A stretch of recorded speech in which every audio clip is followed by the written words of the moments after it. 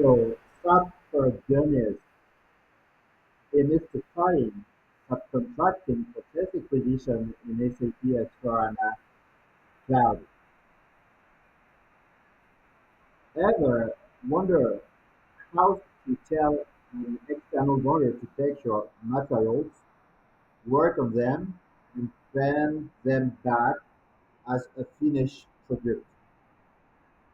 That is subcontracting, and it all starts with a specific type of purchase requisition in SAP Cloud.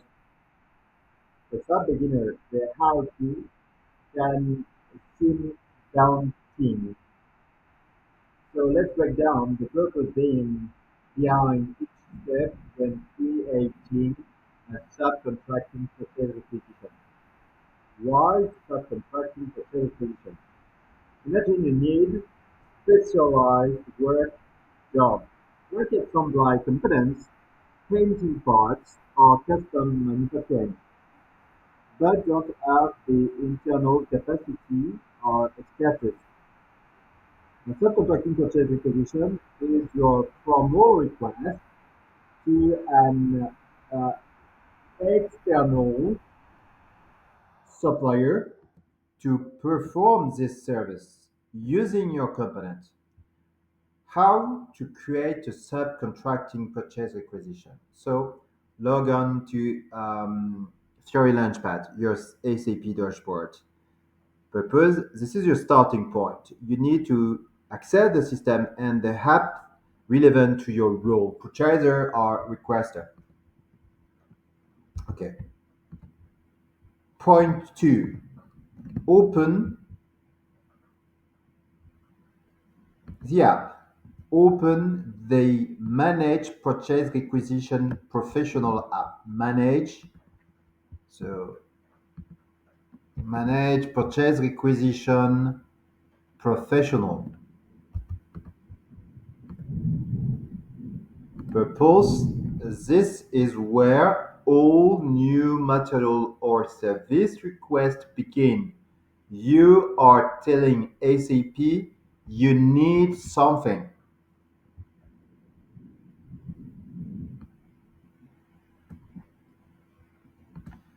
Then,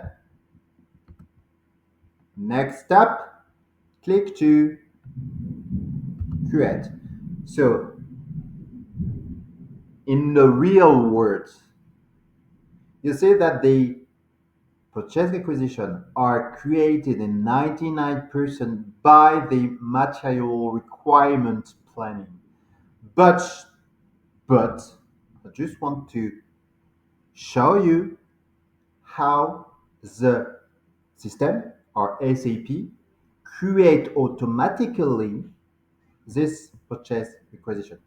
So for that, I click on create.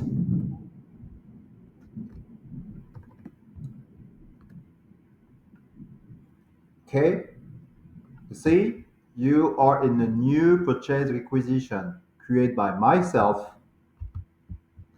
So the first thing you have to do, you see that you are in document type, purchase requisition. So for the moment, we stay with the purchase requisition. So enter the material you want to receive back. It's really important to understand.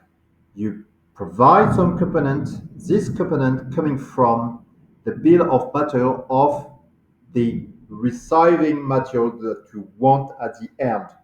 You send some component or directly the material, that is the material is recursive or not, and then so the purpose, you are defining what you expect to get from the subcontractor. This is the finished good after their work. Key step for subcontracting. When you enter the material, you will need to specify the item category. For subcontracting, this is usually L for subcontracting. This is a crucial flag that tells SAP, hey, This is not a straight purchase. We are providing components. So I'll show you. So the first things I click create and I select the first time the matter. I will show you explain in another video about services, about cross catalog or external catalog. For the first thing, says you select material.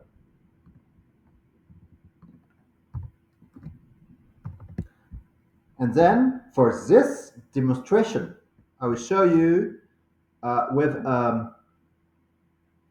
material type, material defined in a whole demo, and this material is SJ23. So the first thing I select item category,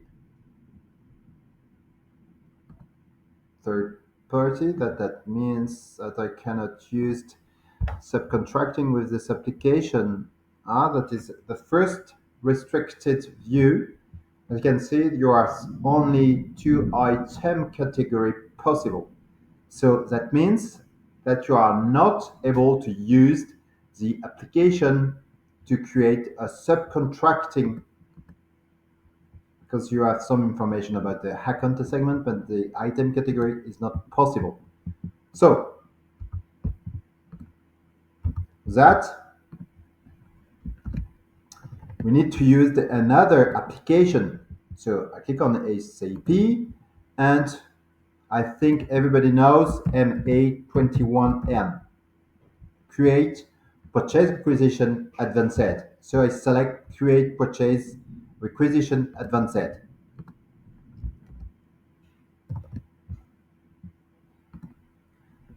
That is exactly the same things. But this time, with that application, I just have to click on this column. You will see that right now, I know this one, sorry. The other one, this one. You will see that I've got the option subcontracting. So I select subcontracting. Case and the material is G23.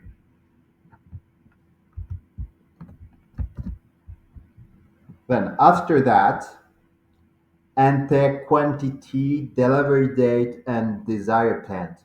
Propose basic details to ensure you get the right amount at the right time and to the correct location. So quantity, for example, 10 pieces. The delivery date, for example, Monday. So I used the picker date, calendar, select on Monday, and the storage location, it's key P01, it's good.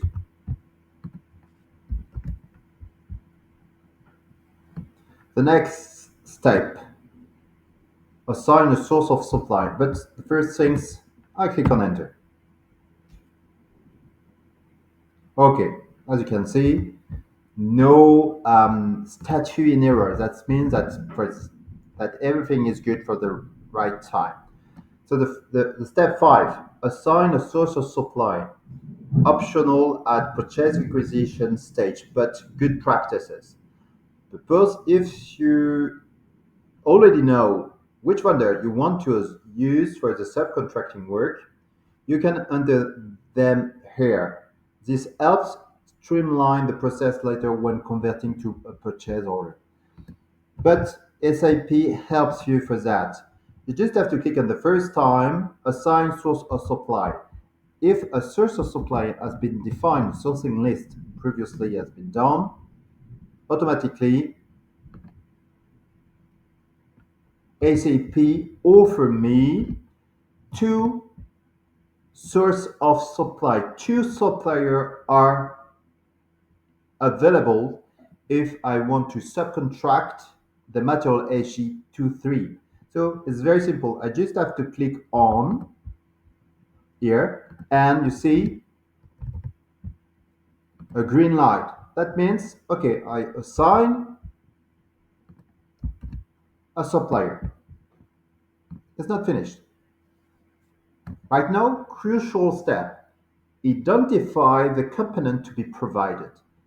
Pause again. This is a unique to subcontracting. You need to tell SAP which material you will provide to the subcontractor for them to perform the work. How? In the item detail of your subcontracting purchase requisition line, there will be a section or tab for component. Here, you will list the material and quantity that your company will issue to the subcontractor. Tab will automatically link this to your main finished product.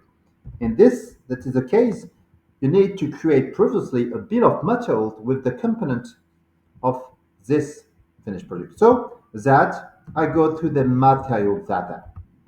And you see that you have an icon with called component. You just have to click on component and you will be able to display that the finished product SG23 is composed. The bill of material of the HG23 is with two components, the RM12 and R13, and the quantity is 1 for 1, 1 pieces. So you need, as we order the quantity of 10 pieces, you need 10 pieces to 10 pieces. So that means we provide to the subcontractor the material RM12 and RM13, and at the end I received the material FG23. So I go back. So if there is no bill of material, you can add manually all the components that you provide to the supplier. But the best practices is to create a bill of material for that. So then I have a look, for example, quantity, that's the point 7. Check and order. Save the purchase requisition. Propose once all details are correct.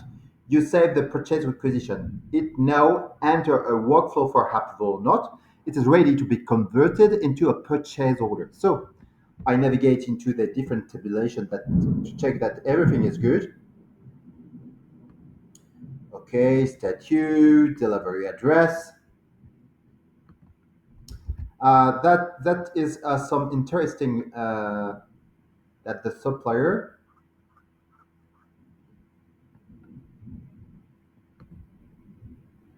you can define, for example, that the another address of the supplier.